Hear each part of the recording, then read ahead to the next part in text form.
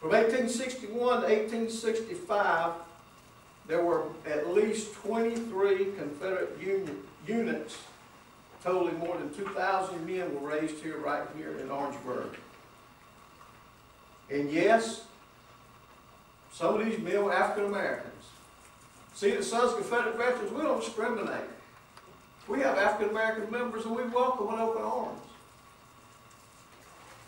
The African American soldiers from Orangeburg County, I found a few. Charles Baxter, Wash Bloom, Joseph Bunch, William Thomas Burgess, July Funches, and Limas Young, just to name a few.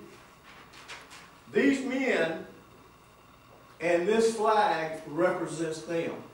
It is a Veterans Memorial banner.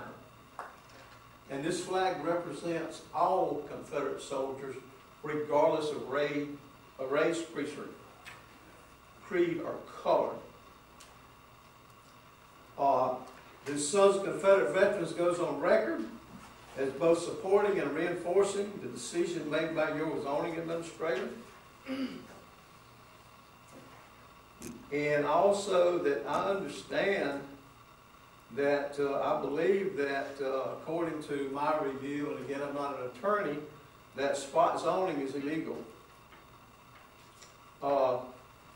And I also understand that there was a flagpole flying and displaying a Confederate flag on this site before Camp 842 acquired it.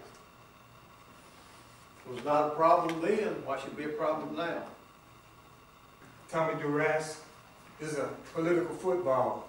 So what I want to ask is that you go back to your churches and temples and spread the word to my African American brothers and sisters to do not punish Mr. Duras's business because the flag is there. So I'm asking you to bring your black dollars to his business.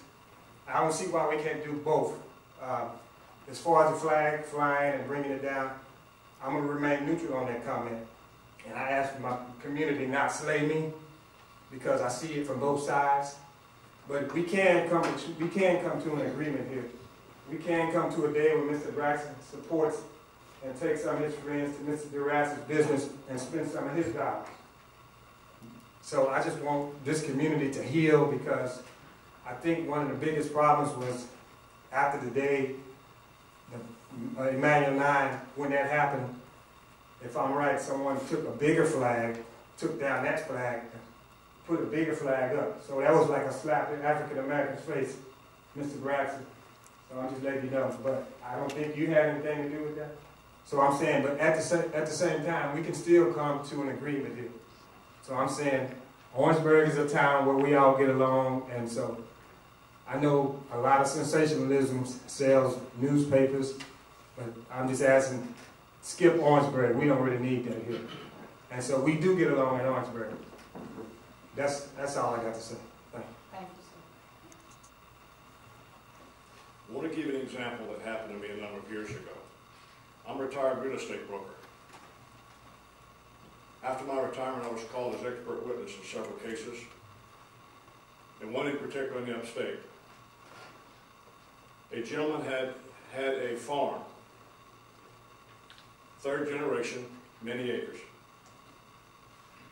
This was a hog farm. Now, those of us in the rural areas can appreciate the deciduous nature of a hog farm and its fragrance. Less than a mile down the road, a developer came in, bought 90 acres of land, cut them into quarter-acre lots, and commenced building and selling homes. A homeowners association was formed. The homeowners association filed suit against this man that he was to cease and desist his hog farm. Now, this hog farm was not in sight of this neighborhood development.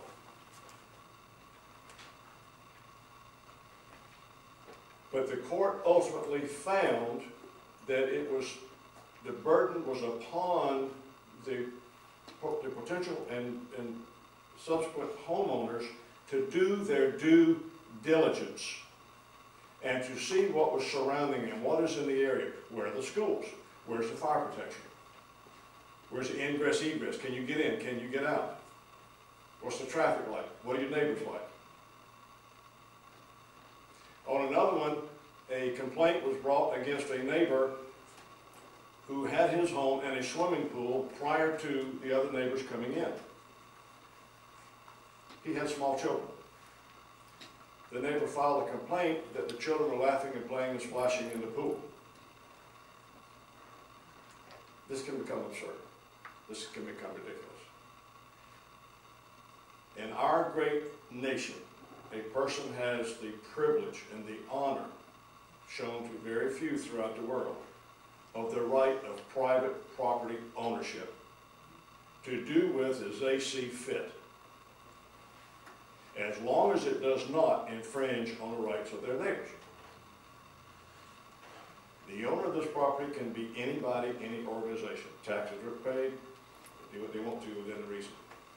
We all know how liberal general business zoning is.